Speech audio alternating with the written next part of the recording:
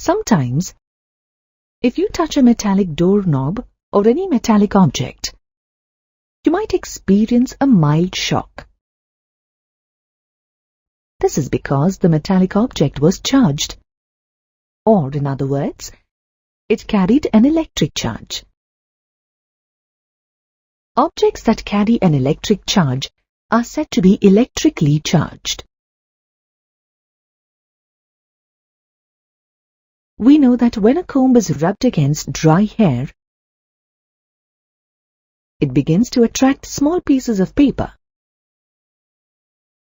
When two pieces of silk cloth are rubbed against two glass rods individually, and the glass rods are kept beside each other, the glass rods repel each other. Now, if one of the silk cloths and a glass rod are kept beside each other, they attract each other. Now, bring one charged glass rod in contact with a pith ball and then separate them. Then bring the other charged glass rod in contact with other pith ball and then separate them too. When these pith balls are kept close to each other without contact, we observe that they repel each other. The physical quantity responsible for all these phenomena is known as electric charge. Electric charge can be defined as the property of matter that exhibits its electrostatic interaction with other matter.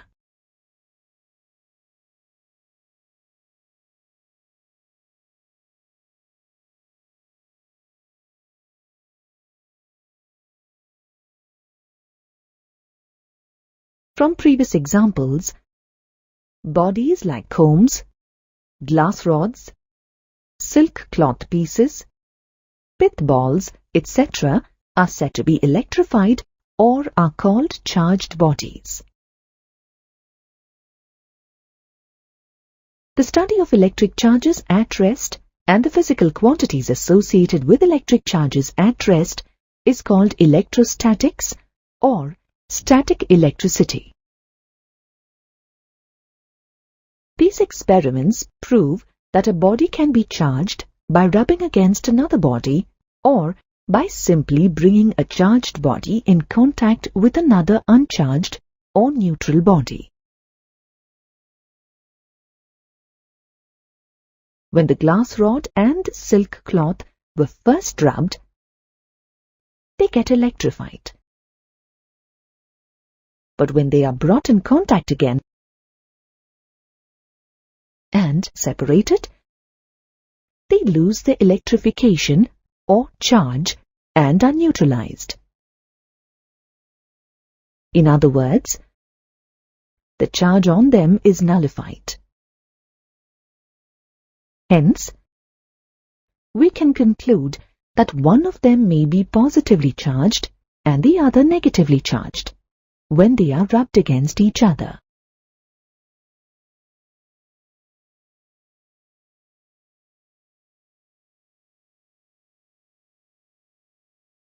From these observations, we see that there exists only two types of electric charges in the nature. Conventionally, they are called positive and negative. It is also observed that the like-charged bodies repel each other. For example, two pith balls, both carrying like charges, repel each other. Unlike charged bodies attract each other. For example, a pith ball carrying a positive charge will attract a negatively charged pith ball. We know that all matter is made up of atoms or molecules. Also, within an atom, the total negative charge is balanced by the total positive charge in it. When we rub one material against another material, the material in which electrons are relatively loosely bound to its atoms readily loses a few of its electrons to the other material. the material that lost electrons now has a deficit of electrons and hence becomes positively charged. And the one that gained electrons becomes negatively charged. In this case, the glass rod lost electrons and became positively charged, and silk gained those electrons and became negatively charged.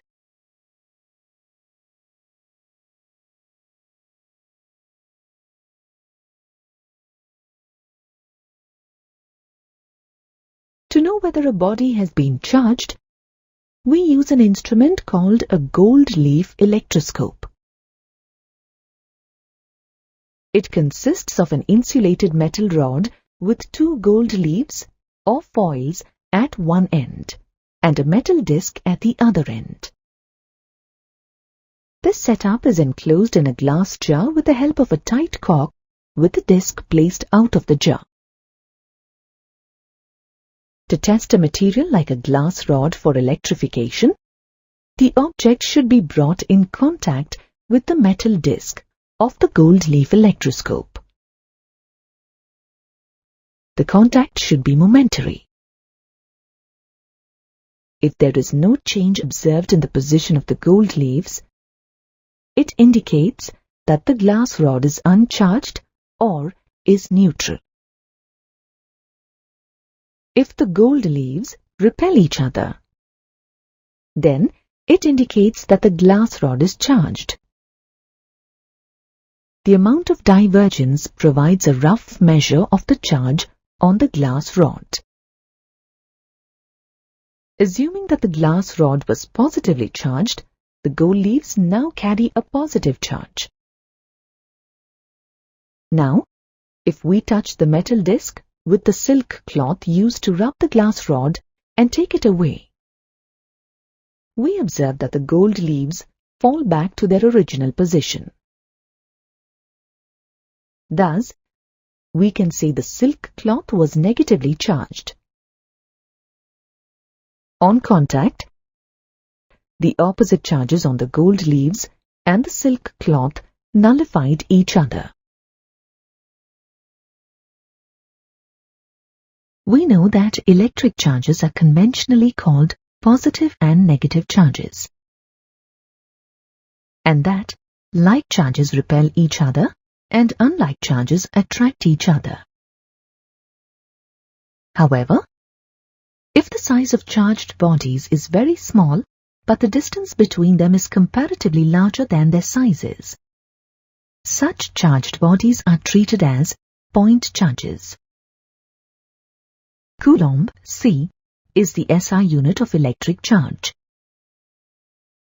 However, smaller units such as microcoulomb and millicoulomb are also used in electrostatics.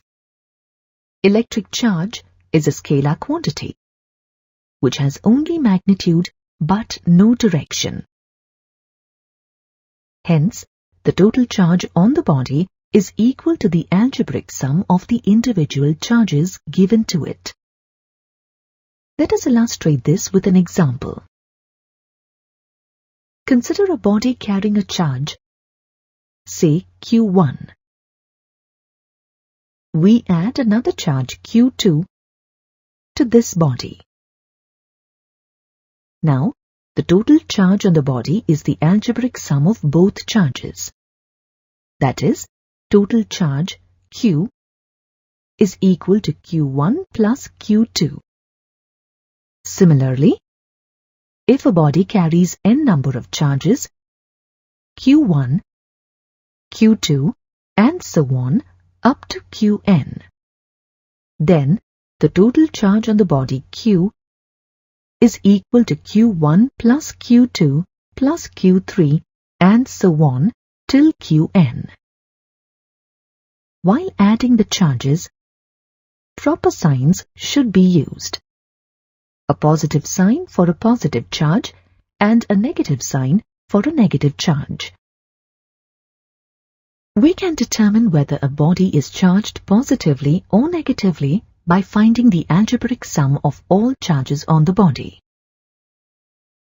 For example, if a body is given 6 charges, all in coulomb, say +1, -2, +3, -4, -5, +6, the algebraic sum would be -1 coulomb, which means it is a negatively charged body.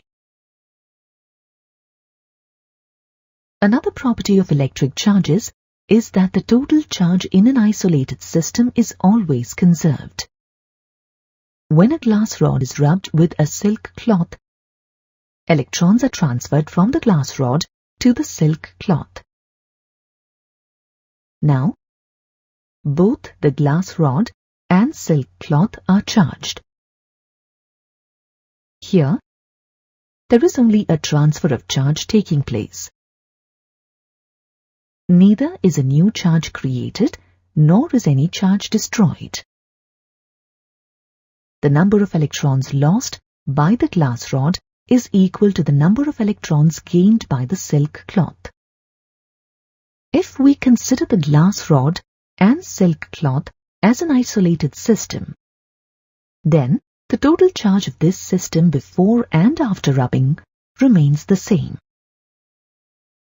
Therefore, we can conclude that the total charge of an isolated system is always conserved. Similarly, charges are also conserved in natural processes such as the beta decay of a neutron. During the beta decay, a neutron breaks into a proton and an electron, releasing a neutrino. Here, the neutron and neutrino are chargeless particles, while the proton and electron are oppositely charged particles, whose combined net charge is 0. Hence, we observe that the total charge in this process is conserved. The charge on an object is measured as an integral multiple of the basic unit of charge that the proton or electron carries and is denoted by E. This property is called quantization of charge. The magnitude